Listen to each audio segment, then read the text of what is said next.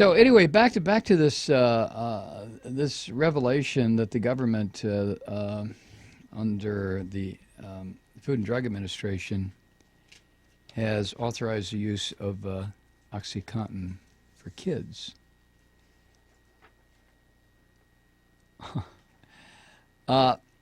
Not only does marijuana not kill people, but a study published by the Journal of American Medical Association Internal Medicine found that states with medical cannabis laws had significantly lower rates of opioid overdose mortality. You get that? In states where medical marijuana is legal, deaths from Oxycontin are significantly less. Now, the irony, of course, is that Oxycontin is legal in all 50 states. All you need is a prescription. And you can get a prescription with the same amount of hassle as you can buy a loaf of bread in most states, especially here in the South. We have, I don't know if you have them in the rest of the country, but here we have pain clinics.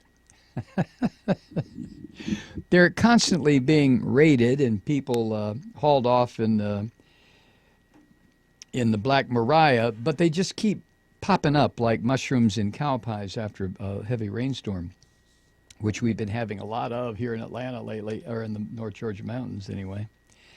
Where was I? Oh, yeah. Oxycontin is legal in all 50 states. It ruins lives, ends lives, and yet still the government signs off on the ability of doctors to give it away like candy. Now, there's no suggestion here that Oxycontin, or what's the other one, Kathy, the other painkiller? They used to give it to me when I had all the surgery.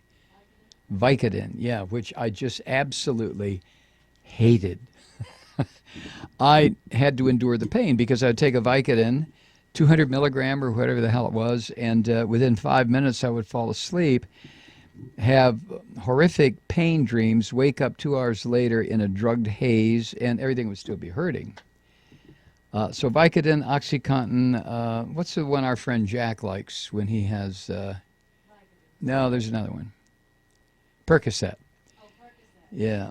But those drugs to me, I don't know, if I develop cancer or some hideous disease as I age, I may wind up taking opioids, although I will certainly try marijuana as a pain diverter first. So the main difference between reefer and Oxycontin is the government will not kick your door down in the middle of the night, shoot your dog, and kidnap and cage you if you have doctor-prescribed Oxycontin.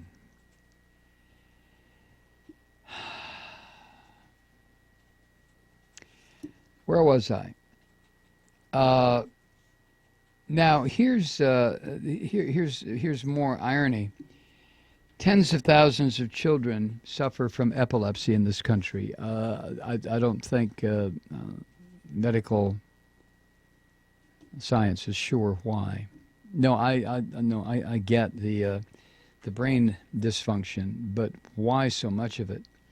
Of those tens of thousands, only a very small handful have access to the potential benefits of cannabis. And the rest, the other kids, face losing their parents to imprisonment for attempting to alleviate the children's unending suffering. And they will do that to you. They absolutely, I don't know about the rest of the country, but here in Georgia, we've had so many cases of parents. I don't mean 1,000 cases, but enough to get your attention. Parents who are watching their children suffer.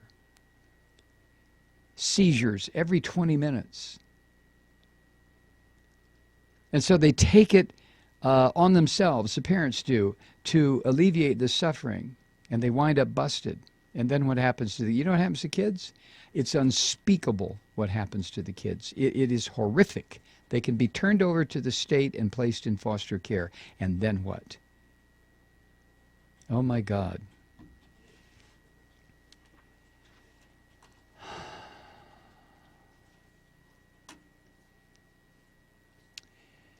On last Friday, I think it was last Friday. Was it last Friday? Yeah, last Friday. The Food and Drug Administration announced that it has approved the use of Oxycontin for children as young as 11 years old.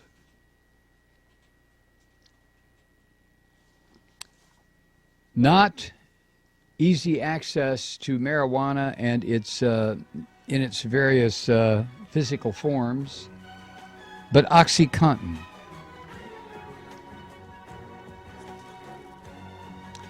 So the move by the FDA is, you might say, is a kick in the face to parents of suffering children who could benefit from the potential effects of cannabis.